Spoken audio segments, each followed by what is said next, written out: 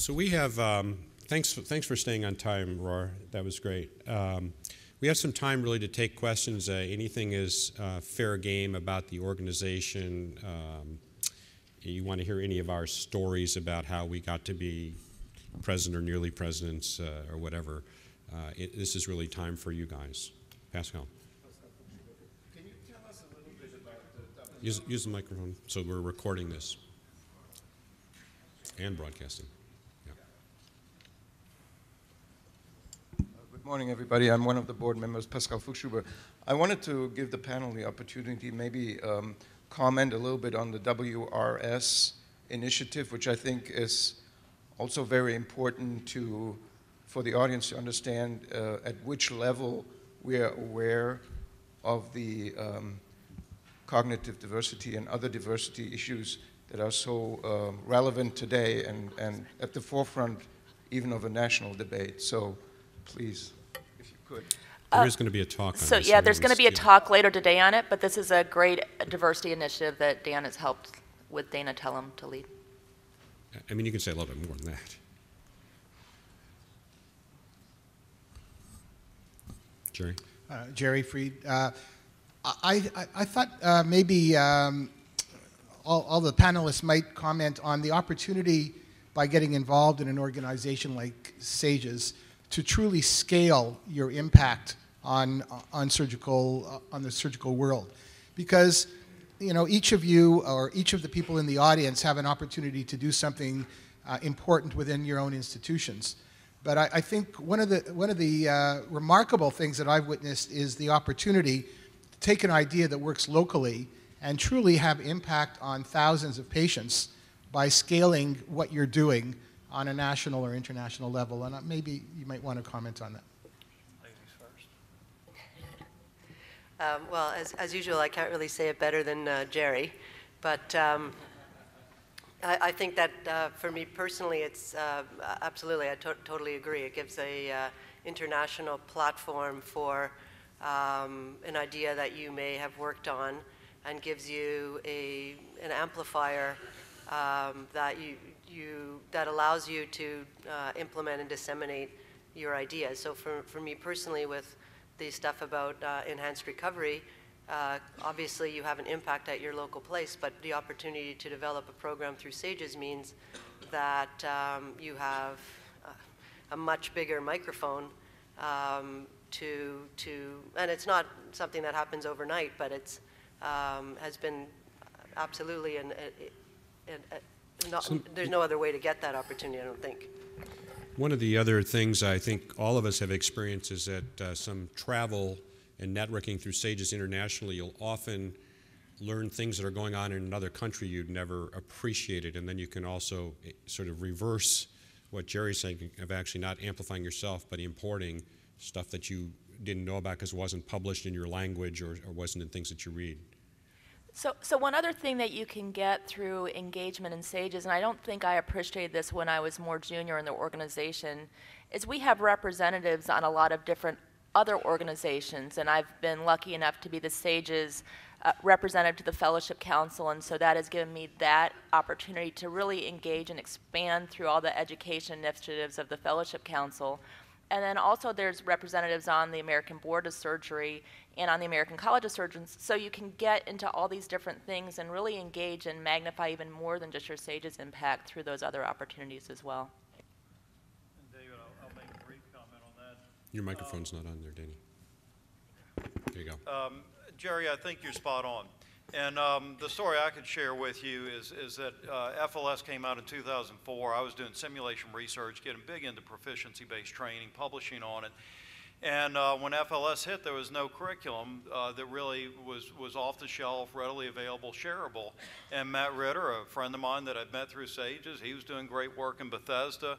And we teamed up and got Jerry to help us design it, got the FLS committee to design it with us and published a paper and did some trials on it. And all of a sudden, my work on proficiency-based training is now being used in a national environment where we are helping others not reinvent the wheel and to do something at a very high level. So I think that's a key ingredient. The second thing that I'd like to share is that we heard about new ideas, new projects, and the more that you can get a spark of an idea that fits with the strategic important aspects for the organization and or fits externally with the world around us of something that SAGES should be engaging in, that's really where the synergies happen. And that's really where the ideas elevate and take the organization and you along to the next level. Val? Hi. My question, I actually have two questions. In terms of transparency of joining the leadership process in SAGES, I was just looking at the website to see if I could figure out how to join leadership in SAGES, and honestly, I couldn't find anything. So my first question is there any thought to changing the website to actually make it more transparent, number one? And number two, has there been any discussion about actually initiating a process where you solicit applications for committee membership with definitions of what is expected and how you would move up the ladder? Yes. Simple answer is yes. Actually, Sally and I talked about that yesterday, that I think we need to be a little clearer, because if you've met somebody and had that conversation, you realize it is a self-nominating process, but not everybody has that conversation to understand that, so we need to make it a little easier to find. I was just a little bit confused about the leadership aspect of that. I'm not sure what you were really asking. It would seem to me that that is something that grows from, the standard progression would be committee member, committee chair, board, exec-com. And David, I think it is a good point. I think you're making a good point. Yesterday online to see, because I thought and Jason will have a comment. Jason Levine is our tech master at SAGES. Yes, two things. One is the way to self-nominate for a committee is when the member logs in, the landing page that you're taken to has a link on it that says volunteer for committee service. We don't put that on the front end of the site, which we should, but it's the first thing that people see when they log in as a member. And then one of the other things that we've just initiated, thanks to Dr. Jones, is all of the committee chairs are submitting video updates, and we'll be placing that on the front end of the site, along with a lot more information about joining, recruiting, and volunteering right after this meeting, probably when I get back to the office next week. Sounds good. I think Joe Beiske, you're next. I was interested in Aurora's talk about the Finance Committee and the finances of SAGES, because surgeons as a group don't tend to have much education or knowledge about that, and it's such a powerful tool. It's necessary to leadership in any venue, whether it's at the hospital level, government level, society level. So I was just hoping that you would comment, and I know, David, you were also treasurer for SAGES. What prepared you for that role, and what has supported you in making those decisions? Yes, detail. Yeah, so Leanne's the next treasurer, so she's very curious about that. So unfortunately, there was not any prep before I got the role, although I was a math and science person, so I've always been really good with numbers. Sally's been very helpful. Dale, who is the Chief Financial Officer for BSC, is very helpful. We actually now have started, based on me coming in saying I needed a little more training, actually having a training plan to go over all the stuff with the investments, so Leanne and I will sit down and do that. But also David Tuchansky, coming in as the co-chair, just finished his MBA, so has all the background in that. So having somebody with that financial savvy who is there on the committee is also one of the things that we felt was essential. So then what advice would you give to people in the audience about preparing themselves to manage finances when they have that opportunity? So I do think meeting with investment professionals who actually know something about it, and you can listen to them and listen to their advice, is very helpful. I think you have to get somebody that you know is trustworthy, so getting advice from somebody else on who's been good and looking at their track record, I think, is important too. Not doing these things independently if you don't have the experience. I think it's important not to view that particular role as strictly a numbers person.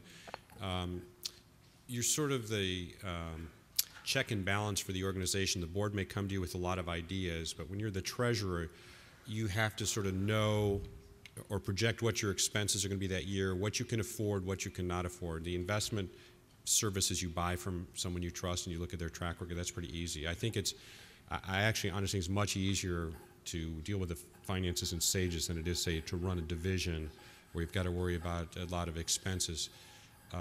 I agree with where you're going with your general sense as people, aside from SAGES, but if you're working towards a leadership position in your own institution, you must, and I'm going to say must, understand the principles of accounting, because you cannot talk to your hospital senior VP in an intelligent way unless you know these sort of concepts.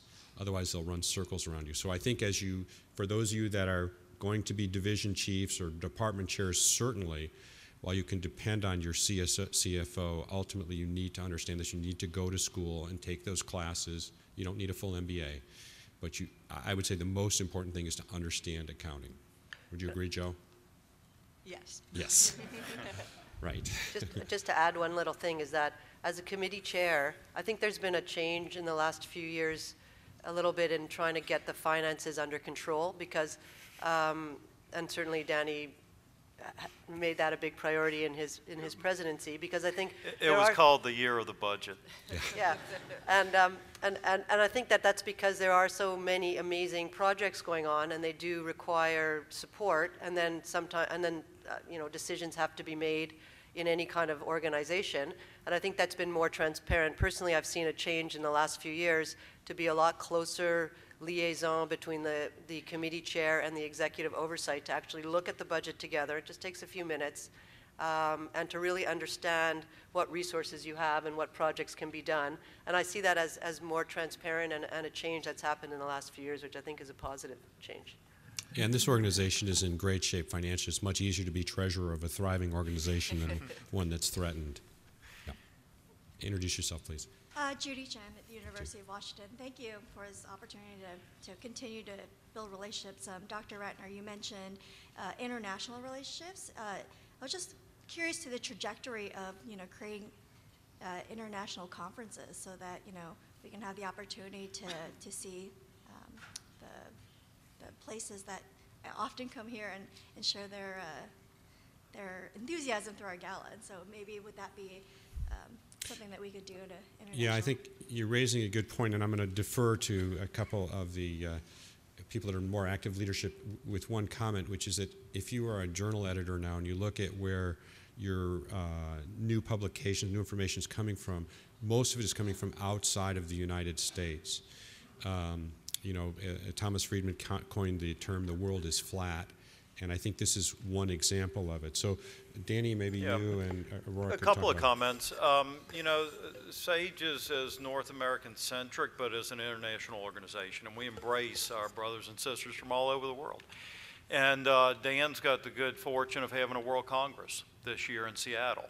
And that's a great opportunity and he's certainly seizing the opportunity with the program chairs to build that as a very international flavor of that meeting in particular.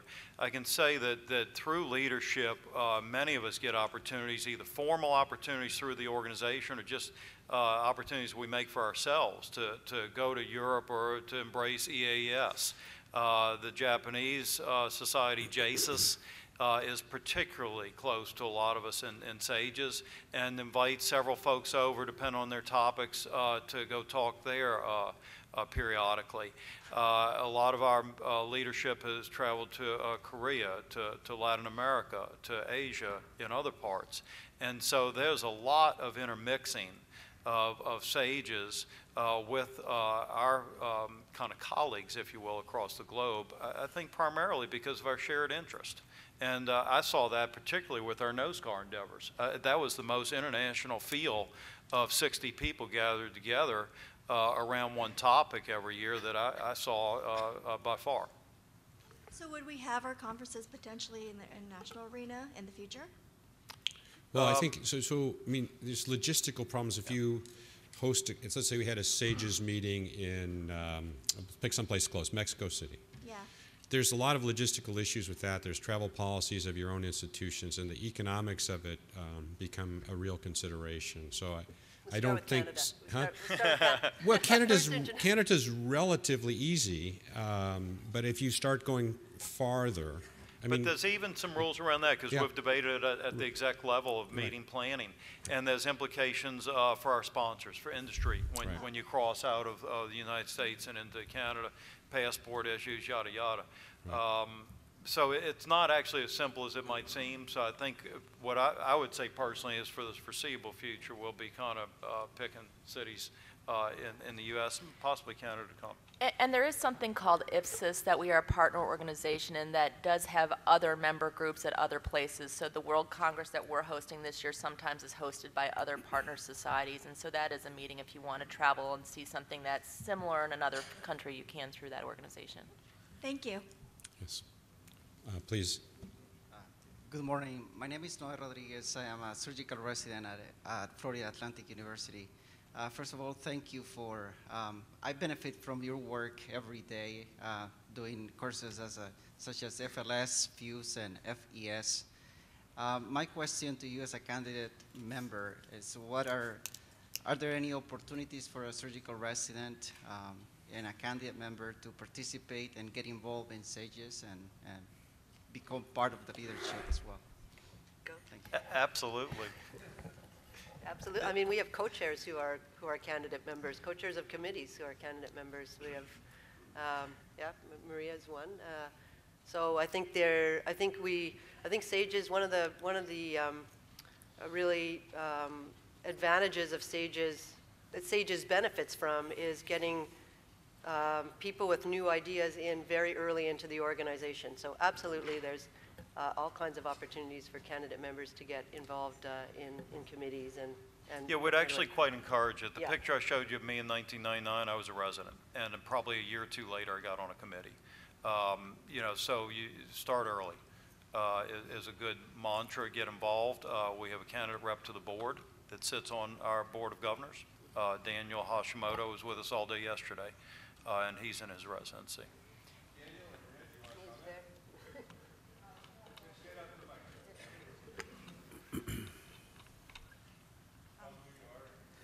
Hi, I'm Maria Altieri. I'm actually from Stony Brook University Hospital.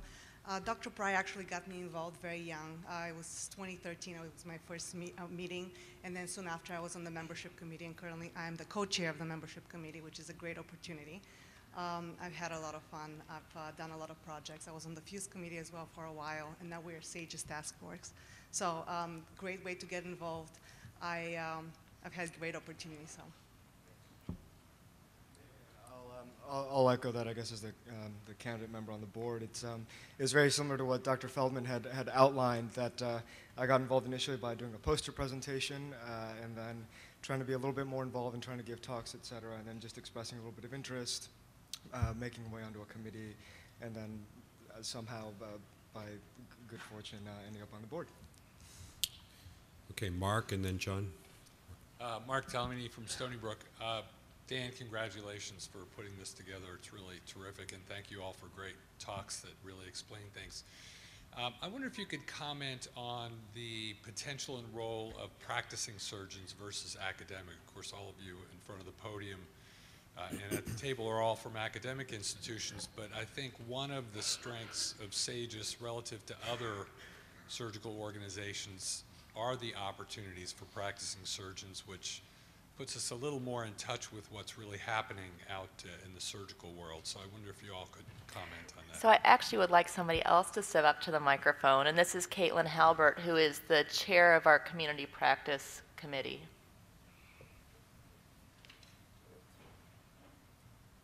Good morning, everyone. I'm actually coming from Delaware, which is a state, and I work in community practice. So one thing I realized, I'm a couple of years into practice, and it was identifying the needs of a community practice surgeon. But before we could identify needs, we had to define who we are. And so that's what I went to Dan Jones last year at Meet the Leadership, and I said, this is what we need, and this is what I want to do. And then he put me in charge of it. So and never so complain. Yeah, no, it was great. It was great, and a great responsibility. And So we had our first meeting in October, and we have a great group of energetic people, and we've already made a definition of what a community practice surgeon is, and now we have to figure out who in the organization, who's represented in the organization, what percentage really identifies with that definition. And so that's going to be the next step. And with that information, then we can take it to the next level and say, all right, now we've identified these people, what do they need? So that's kind of going to be propelling forward. You're going to see a survey through your inbox coming up soon, and hopefully take that information and really run with it. We have really great ideas, and now it's just going to be kind of divide and conquer. What's the definition of community surgeon? Well, the definition is really a non-tenured surgeon, and so it's somebody who's not an academic tenured surgeon who is both rural and urban, who is at various size hospitals. It is an all-inclusive definition. So, and it could even be academic surgeons who maybe find themselves a little bit more in a rural area. So it's not specific, purposefully, so that we invite a lot of people to consider themselves community practice surgeons. Great. John? Hi, John Romanelli, Springfield, right here in Massachusetts.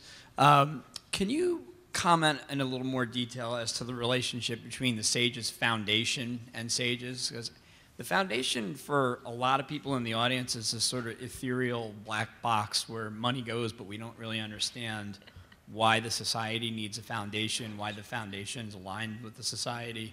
I heard comments yesterday at the board meeting amongst board members that really don't understand exactly what the foundation's role and purpose is. So can you tell us a little bit about that? When did I start? Because I'm sort of the oldest one here. And so back in the day, there are significant tax consequences of taking money, spending money, restrictions on how you can use it, and it was advantageous because at that time we were trying to raise $10 million, and we were trying to do it for educational purposes. I was actually treasurer when FLS was started, and I'll tell you, back even in $2004, maybe it was even $2002, it was going to be $750,000. And the sheet that Aurora showed you with the annual operating expenses, we were probably 10% of that or 15% of that a decade ago. So the only way really to raise that kind of money, save it, and then live off of the interest is to create a tax-free foundation. In order to do that, it has to be led and run by people who are not part of SAGES. So they have to be distinct. Now, if you do that, then SAGES can put excess revenue into the foundation, but when it puts it in the foundation, the exec-com, the Board of Governors, have no control over what happens at. The people who do control it are the foundation board members. But the two organizations work sort of hand in hand, and the purpose of the foundation, and I see Sally in the back, and tell me if I misstate this, correct me, Sally, but the purpose of the foundation is to further the mission of SAGES. But because of tax laws and restrictions, and Des can also clear it, you need to separate that money from the operating budget of SAGES. Des, you want to amplify on that? I agree with you completely. I'm going to talk about this a bit later, so let's not get bogged down on the foundation now. But the two are separate, but the foundation is vital, vital to the longevity of SAGES. And I think it was really, Des, almost during your presidency, or maybe even before that, around that time, that you guys had the vision to set this up. The timing was great. We were able to get large pledges from two large corporations, which really set this up. And so I won't spoil your thunder for this afternoon. But you've got to remember that the first SAGES meeting I went to and presented a paper had 50 people in the room. I thought, there's something about this organization that's going to change. It's vital. It's a very alive group. And look what it's turned into. And that's because of all of you. But to keep it going, the foundation is vital. Right, I'll talk absolutely. later. Yeah, absolutely critical. Rob? Thanks. Robert Lim from Honolulu, Hawaii. Mine's more just of a comment. And I've had the honor the past year of serving on the program committee. And one of the things that we struggle with the program committee is trying to get all the ideas out there into an academic setting. So the people who worry about what's going to happen with the community surgeon? I have a good idea. How do I get it on there? I would say that the program committee and SAGES in particular wants to know that sort of thing so that they can incorporate it in an educational and academic way. And we do want to, get the ideas that are out there and encourage people to say, hey, this is what's happening in my practice. How do I overcome it? And I think there are a lot of avenues to do that. So from this particular session, from what SAGES offers from an academic point of view, it's out there and available if you have an idea that you want to run with. I benefited from Dan Jones's leadership also as a fellow, and I threatened to give him an idea, and he said, sure, why don't you do that, and here's your committee to do it with.